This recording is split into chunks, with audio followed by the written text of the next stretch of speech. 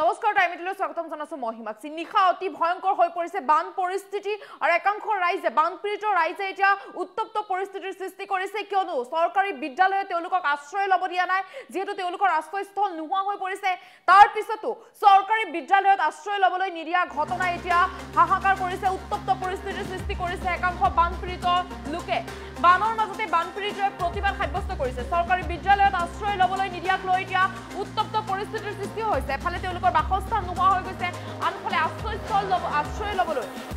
চৰকাৰী বিদ্যালয়ে দিয়া নাই যেহেতু নিশা ভয়াৱহ হাৰত বৃদ্ধি পাইছে বানপানী আৰু শিলচৰ চহৰীয়া কালিবাৰীচৰ অঞ্চলতো প্ৰৱেশ কৰিছে বৰাক নদীৰ পানী অতি ভয়ংকৰ পৰিস্থিতিৰ সৃষ্টি হৈছে অসমত এতিয়া বিভিন্ন স্কুল কলেজত আশ্ৰয় লৈছে বৰ্ণাঢ্য লোকসকলে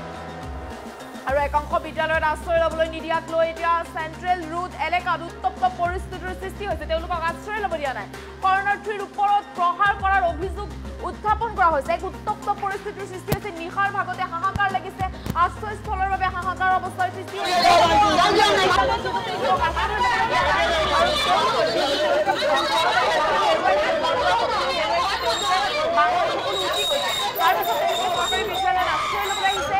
আশ্ৰয় ল'বলৈ দিয়া নাই একাংশ লোকে যাৰ বাবে এতিয়া উত্তপ্ত পৰিস্থিতিৰ সৃষ্টি হৈছে বানপীড়িতসকলে প্ৰতিবাদ সাব্যস্ত কৰিছে উত্তপ্ত পৰিস্থিতিৰ সৃষ্টি হৈছে বানৰ মাজতে বানপীড়িতসকলে প্ৰতিবাদ সাব্যস্ত কৰিছে শিলচৰ চহৰত কালিবাৰীচৰ অঞ্চলত প্ৰৱেশ কৰিছে বৰাক বাসস্থানৰ বাবে হাহাকাৰ কৰিছে শিলচৰবাসীয়ে আৰু তেওঁলোকে চৰকাৰী বিদ্যালয়ত আশ্ৰয় ল'ব বিচাৰিছে কিন্তু চৰকাৰী বিদ্যালয়তো তেওঁলোকক আশ্ৰয় দিয়া নাই যাৰ বাবে এনেদৰে পথত নিশা ৰাজপথত বহি প্ৰতিবাদ সাব্যস্ত কৰিছে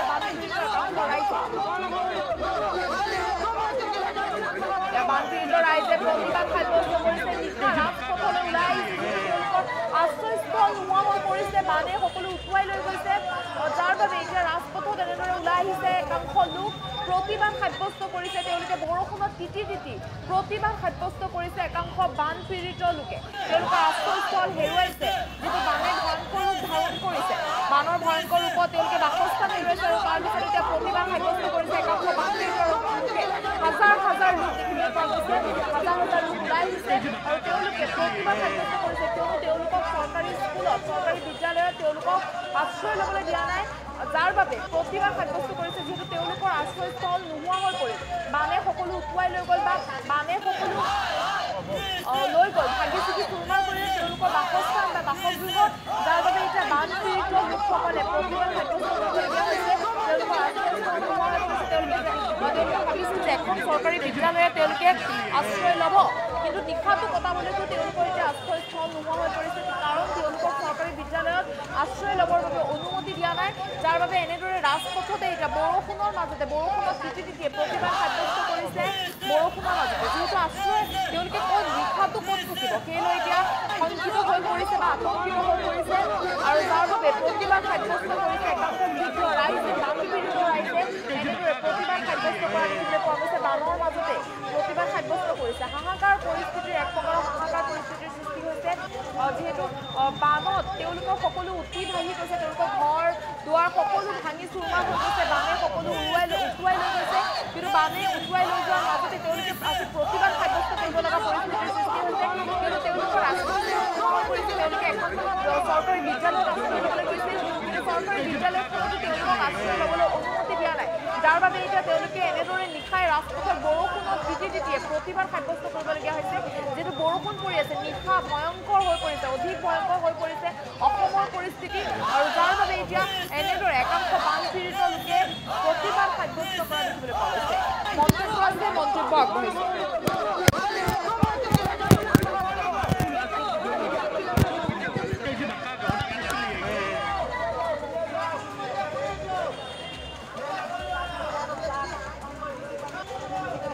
আমরা কালীবাড়ির 7 নম্বর থেকে আইছি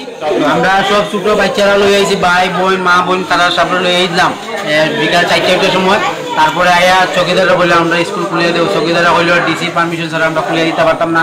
আমরা কইলাম আমরা 7 নম্বর ward commissioner phone লাগাইলাম Shyamal Das